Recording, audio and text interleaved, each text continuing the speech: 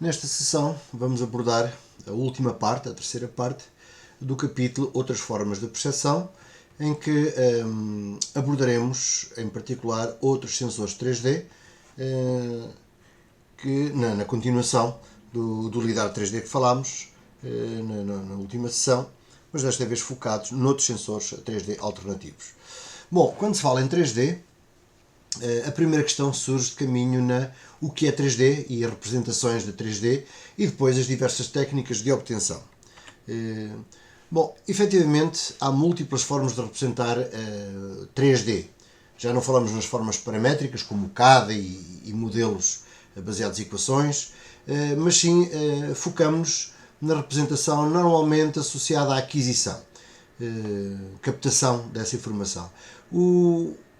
Se calhar o mais comum são as nuvens de pontos, atualmente, em que cada ponto do espaço 3D é representado pelas coordenadas x, y, z, mas há outras representações, como as chamadas imagens de distância, ou range image, que no fundo são imagens normais, bidimensionais, só que o valor do pixel representa a distância desse ponto a um ponto de referência, normalmente, que é a câmara.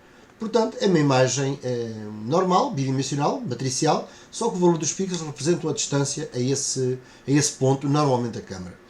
Há também uma outra representação chamada mapas de profundidade ou depth maps, que são muito similares, portanto, uma matriz, uma imagem 3D, chamemos assim, representada por uma matriz, mas os pixels têm como valor a distância a um plano, o plano da imagem, o plano focal. No fundo, se quisermos, é a cota Z que esse objeto, que esse pixel tem em relação ao tal plano focal. Muitas vezes estas representações são chamadas representações de 2D e meio, porque não são verdadeiramente 3D, se bem que haja uma boa relação. Exemplos disso são as imagens RGBD, que a Kinetic proporciona, e vamos falar mais à frente, ou os mapas de disparidade obtidos a partir do estéreo, como falaremos já de seguida. Ok, na verdade há uma grande diversidade de técnicas e princípios para obter imagem 3D. Aquela primeira que vamos já a recordar a seguir, ou que vamos discutir já a seguir, a visão estéreo. Depois falámos já um pouco destas do varrimento laser, triangulação laser, na última sessão. Falaremos sobre a triangulação com luz estruturada e com técnicas baseadas em tempo de voo, time of flight. Pronto. Mas para além destes, há várias outras técnicas que nós não falaremos, são mais ou menos comuns, ou umas mais ou menos antigas, mas nenhuma delas é tão relevante a nível de investigação e das novas tendências quanto estas que estamos a falar aqui, e que ainda hoje têm muitas aplicações e não tem mais no futuro. Ok, então começamos com, no âmbito dos sensores 3D, com a visão estéreo. Há algumas generalidades antes de vermos mais detalhes.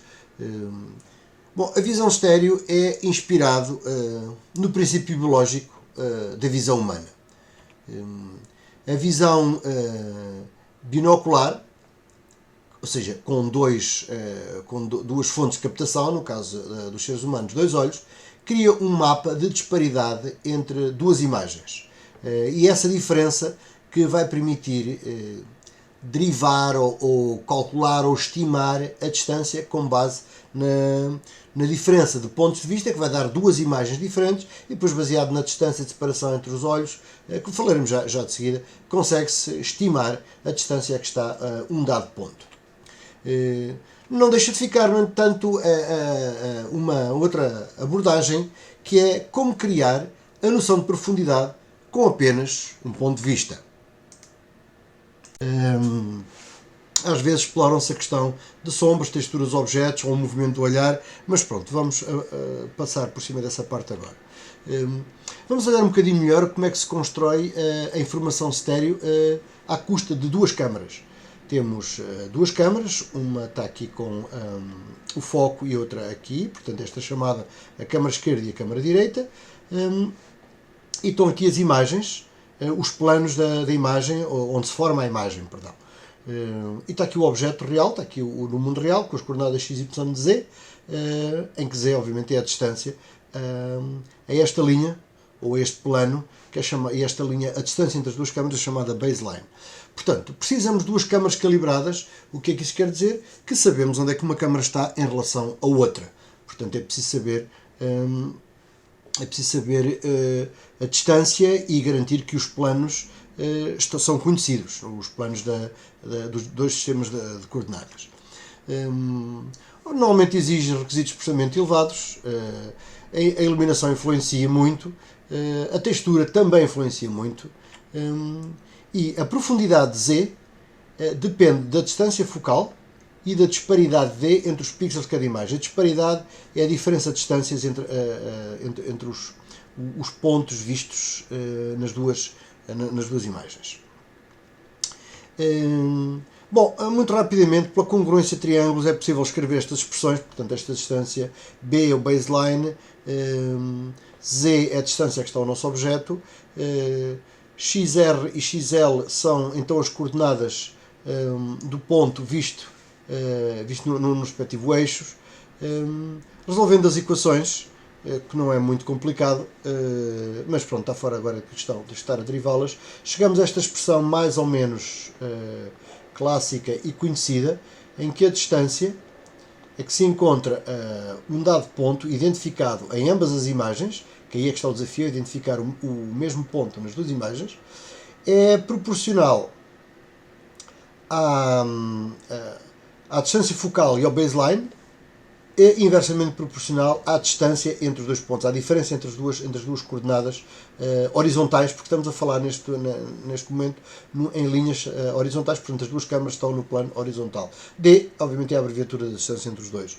Portanto, a distância é tão maior quanto mais próximos ficar estes pontos. E, efetivamente, se este objeto tender para infinito, os dois pontos tendem a ficar com coordenadas muito similares e, portanto, a diferença entre elas vai ser zero. Quando o objeto está muito próximo, as coordenadas x vão ser diferentes. Aliás, uma vai ser negativa, outra positiva, e a distância z vai tender para valores muito mais pequenos. Continuando ainda na visão estéreo com duas câmaras, o grande problema ou o desafio é a correspondência entre pontos. Portanto, como é que sabemos que numa imagem um ponto, neste caso aquele ali em particular, é o mesmo que ali, ou dito de outra forma, um dado ponto qualquer, por exemplo, aquele ponto ali, onde é que está, a que ponto corresponde na outra imagem? Nós, seres humanos, sabemos que está ali, mas um computador pode ter algumas complicações, alguns desafios. Há duas ou três formas principais. Das duas, uma, ou projetamos luz estruturada, portanto, projetar padrões especiais para os poder encontrar na cena. É pouco prático, normalmente exige uma fonte de luz adicional e talvez só prática em laboratório. Procurar utilizar as arestas em cada linha, de facto identificar arestas pode ser mais fácil de encontrar e há técnicas que utilizam isso. Ou então, o melhor mesmo, ou mais versátil, nem sempre é fácil, é a correspondência entre pontos ou regiões. Por exemplo, por correlação. Ou seja, tentar encontrar como o objeto é o mesmo, ele há de ser encontrado por correlação. Portanto, pegamos neste ponto aqui na sua vizinhança e vamos tentar encontrá-lo na outra imagem. Como sabemos onde procurar, nesta linha, as famosas linhas epipolares, nós conseguimos ver onde é que o ponto tem melhor correlação em torno da zona expectável e pronto, e vimos que era aquele. Aliás, está aqui, a disparidade é mínima quando os pontos estão coincidentes. Portanto, é a forma mais usual e também computacionalmente mais pesada. A imagem de disparidade no estéreo então, o que é exatamente? Se imaginarmos aqui uma imagem da câmara esquerda, esta que aqui está, a imagem da câmara direita, repare-se que são diferentes, são diferentes, aparentemente parece a mesma coisa, mas são diferentes dependendo do ponto de vista dos dois olhos ou das duas câmaras. E então, utilizando as técnicas que falámos no slide anterior, é possível pegar em qualquer um destes pontos e encontrar o correspondente na outra imagem, e a diferença de coordenadas vai dizer a distância que ele está. Isso resulta na chamada imagem de disparidade. E olhamos aqui nesta imagem, tem essencialmente aqui alguns planos. Pronto, os pontos lá atrás são pontos mais distantes, os pontos mais próximos estão aqui claros, correspondem a este candeeiro, que vão provocar uma disparidade maior, e basta ver, por exemplo, aquele ponto ali, que na imagem deste lado está ali. Não é muito fácil de ver, dá para ver lá atrás no painel, aqui também um pouquinho, mas por exemplo, aquele ponto ali está naquela câmara, ali a diferença é muito menor, e portanto a disparidade, a distância tende a ir para infinito, portanto a disparidade é muito pequena ou muito menor, então o Z lá atrás cresce, e cá à frente, o caso particular deste, está aqui mais próximo, nestes pontos aqui, o Z tende a decrescer. Pronto. E de facto, cada pixel tem como intensidade, olhamos agora aqui, cada pixel tem como intensidade o valor da diferença entre as coordenadas X dos pixels correspondentes das duas câmaras. Pronto, à parte um fator de escala, mas este pixel tem a diferença entre as intensidades, o pixel corresponde. A intensidade tem a ver com a diferença entre as posições entre esta e aquela imagem ali, portanto seria alguns ali. Portanto, não está exatamente ao meio, está mais ou menos ao meio, que ele está um bocadinho para a direita, e assim sucessivamente. Pronto, a imagem de disparidade é de facto o ponto principal para obter uma percepção tridimensional usando imagem estéreo. Pronto, câmaras estéreo, há muitos fabricantes de câmaras estéreo, isto são só exemplos, e baselines variáveis. Tem uma câmara de point array muito popular no passado, hoje em dia menos, mas ainda se usa bastante.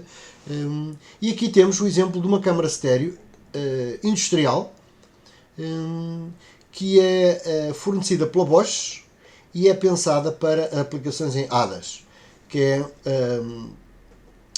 técnicas de apoio à condução, apoio avançado à condução, Advanced Driver Assisting Systems. Portanto, são vendidas para os fabricantes de veículos, as colocarem nos seus carros para terem alguma percepção de distância usando estéreo. Há marcas, a Volvo e outras, pronto,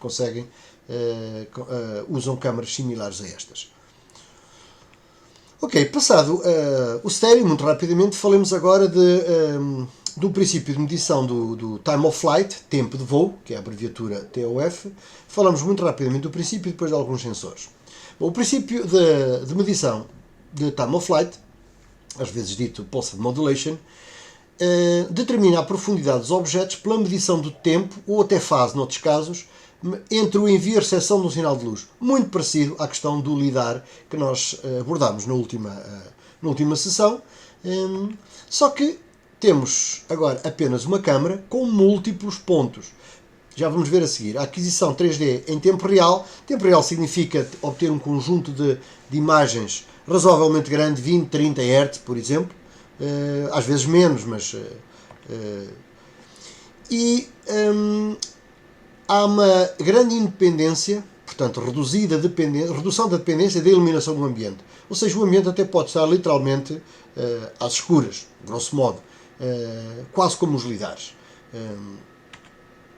E de facto tem muito pouca dependência da textura dos objetos. Portanto, isto por contraponto ao estéreo que acabamos de falar.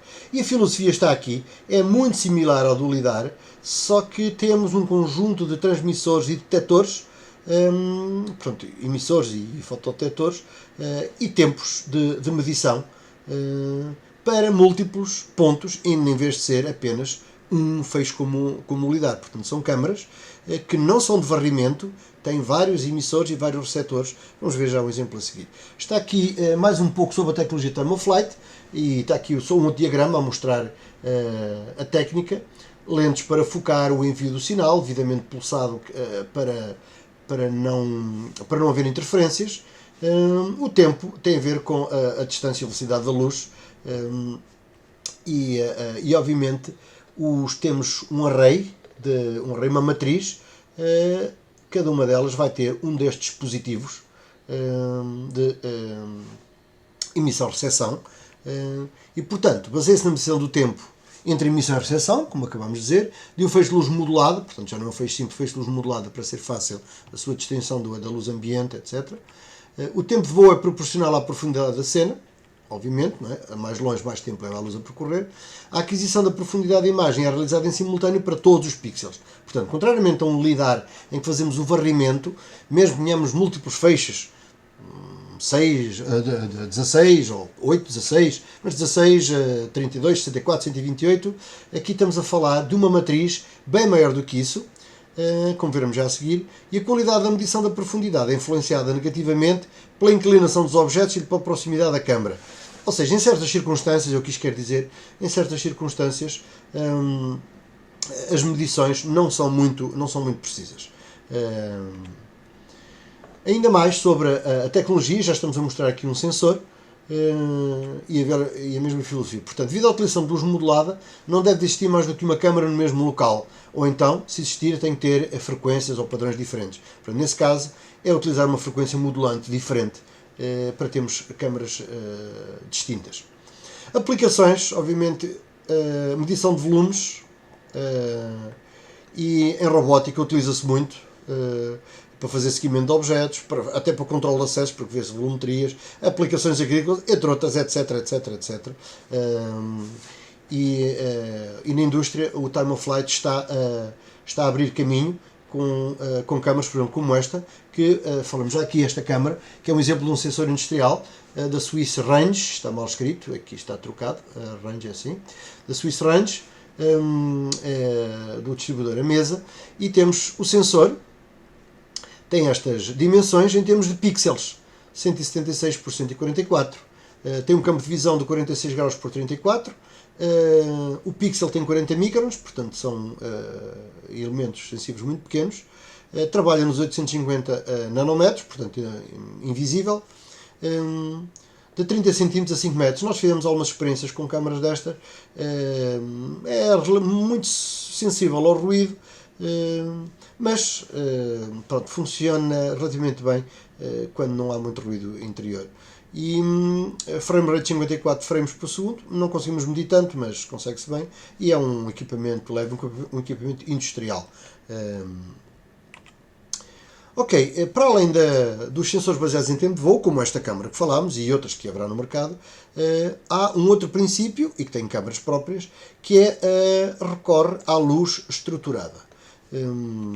Já falámos antes, mas recapitulamos aqui. A luz estruturada consiste em termos, ou o princípio de medição com luz estruturada é ter um projetor que projeta padrões especiais, já vamos ver alguns exemplos, e temos uma câmara que vê esses padrões no visível em geral, mas não necessariamente, como veremos mais tarde, mas podemos começar por pensar no visível.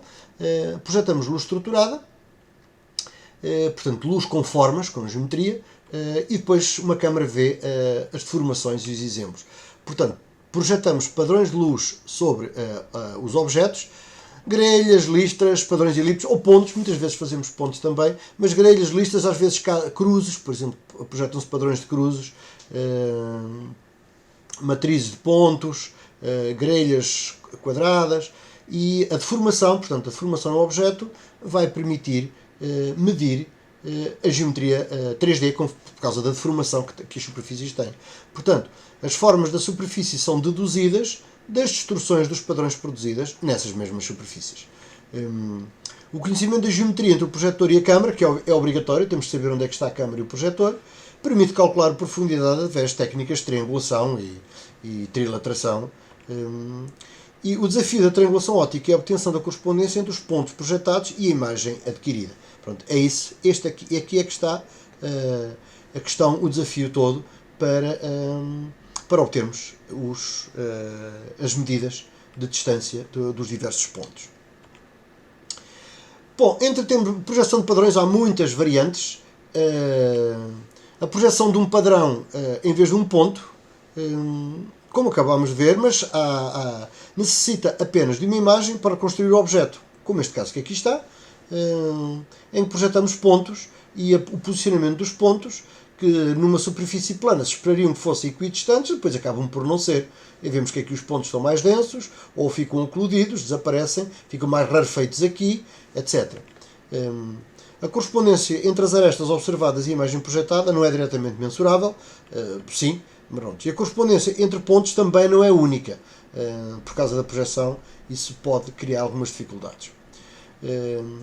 Ainda na projeção de padrões podemos projetar padrões de pontos ou de listras, aparece assim, estas linhas.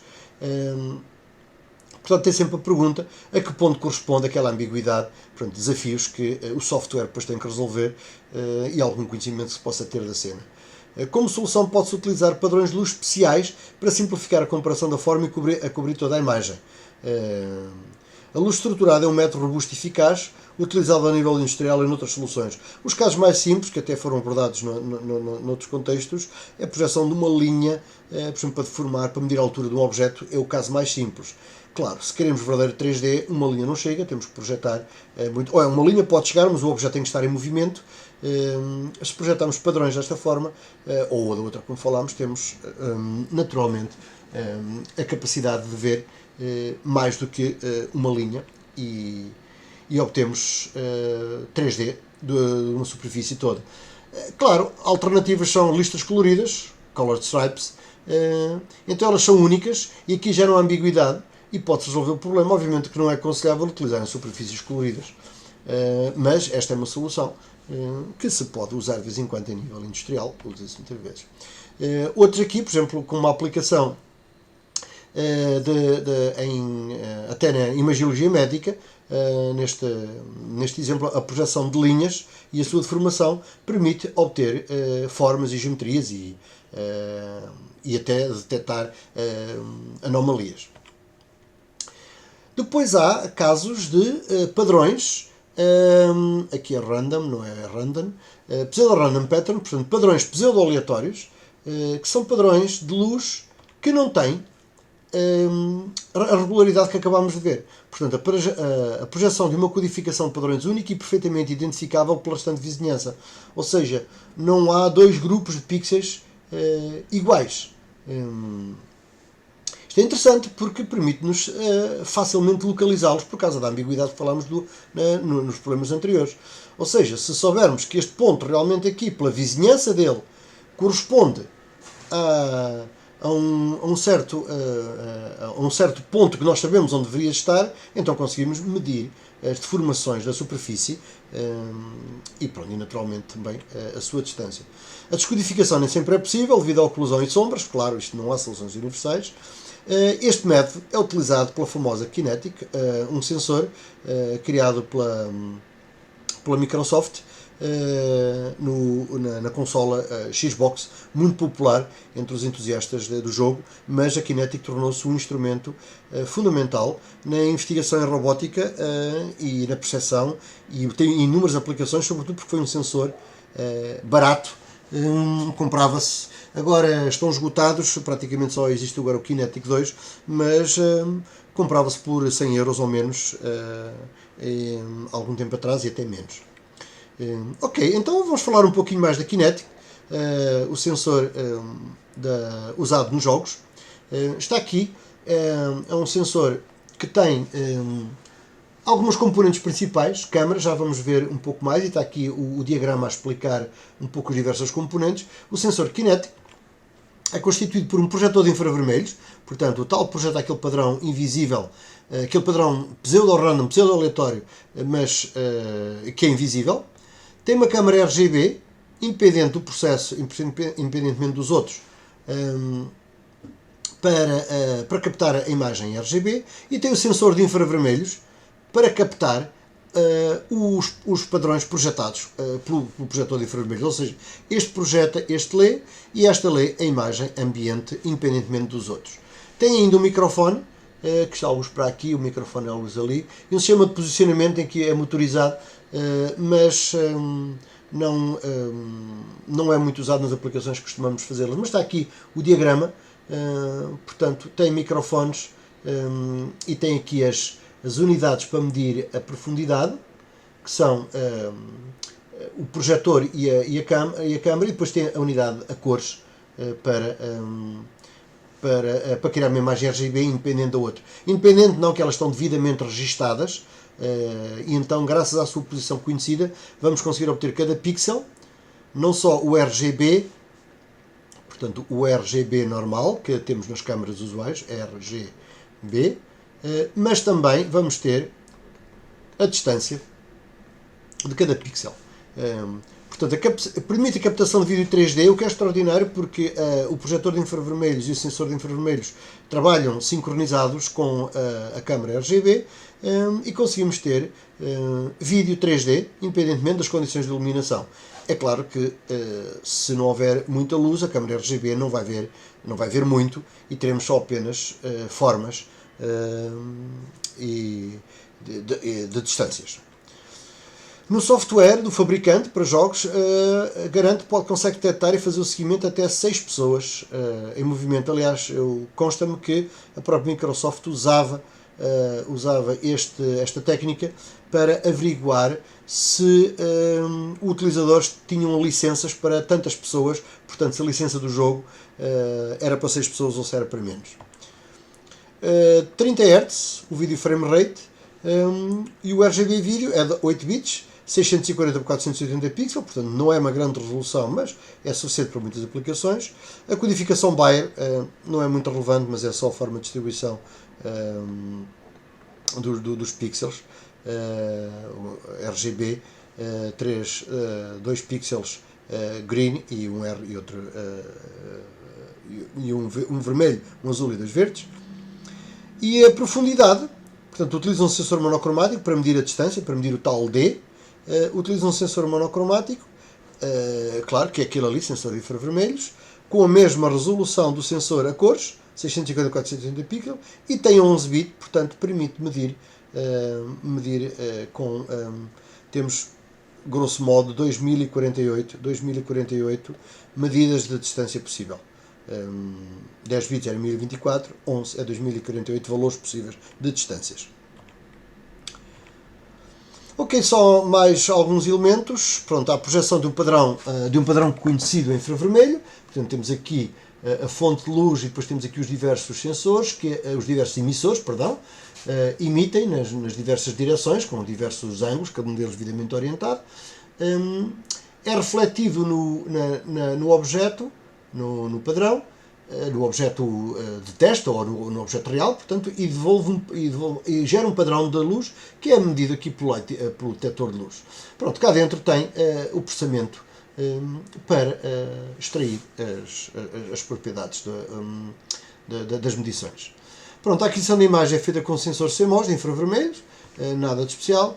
Conhecida a geometria entre o projetor de infravermelhos e o sensor CMOS, claro, conseguimos por triangulação de cada ponto entre a imagem virtual, a imagem padrão de referência, e o padrão observado. Portanto, projetamos um padrão conhecido, pseudo-aleatório, mas conhecido, vemos a deformação e com isso conseguimos medir distâncias.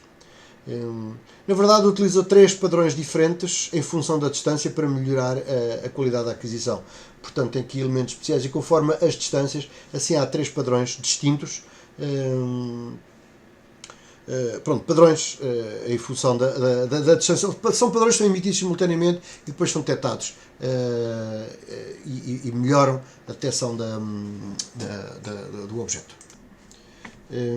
Portanto, os 3 padrões diferentes terão efeitos diferentes a diferentes distâncias e melhorando a aquisição de imagem. Pronto, está aqui um exemplo de projeção do padrão no infravermelho, mas depois captado com uma câmera para nós vermos, projetando o padrão numa cena sem objeto. Quando lá está um objeto, vemos que cria deformações. Vamos voltar para trás. Os pontos mudam de sítio, como se vê aqui em particular. Mudam mais coisas, mas os pontos mudam de sítio e criam-se zonas de sombra.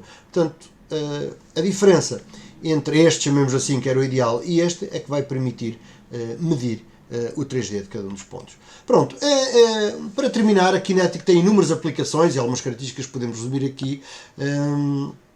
São tantas que nem vale a pena tentar ser exaustivo, mas ela é usada para reconhecimento dos movimentos do corpo, são aplicações muito comuns, para criar até esqueletos de movimento, para fazer captura de movimento, reconhecimento de gestos, reconhecimento facial, porque olhando as expressões da face, sobrolhos, toda a geometria, com a precisão que ela tem, que pode ser bastante boa, de milímetros, talvez 1 centímetro, mas consegue-se medir. O reconhecimento de gestos é onde ela tem tido um sucesso muito grande na área da robótica, mas tem obviamente outras aplicações. Por exemplo, aqui outras aplicações usada em fisioterapia e em reabilitação. Usar o Kinetic para criar um sistema que analisa a posição das mãos, velocidade, etc. A pressão das compressões é medida de outra forma, mas para ensinar os aprendizes a fazer os movimentos, porque diz-lhes que se está a fazer bem, se está a fazer mal. Portanto, como para treino interativo, é uma solução interessante. Gerar modelos tridimensionais em tempo real foi realmente das nossas primeiras aplicações no laboratório. Criar modelos a partir e facilmente, isto é não invasivo, portanto, modelos de pessoas, de objetos, cenários completos, etc. A Kinetic tem um problema, não funciona muito bem em outdoors por causa da luz do sol, mas no interior funciona muito bem. Aqui uma última aplicação, só muito rapidamente, no apoio à revisão de imagens médicas, permitindo acesso a outras imagens sem que haja contaminação, ou seja, a Kinetic está aqui em cima, olha para as mãos do médico, e que permite ler os gestos e, por exemplo, passar as imagens. Isto é só uma aplicação, existem inúmeras aplicações de Kinetics em ambientes interativos, obtendo, portanto, o 3D. Aqui nem interessa tanto o RGB, é mais a percepção de distâncias, a um custo muito baixo, a uma taxa razoável. Pronto, isto faz das Kinetics um dos sistemas de 3D mais populares em todo o mundo, de investigação e não só.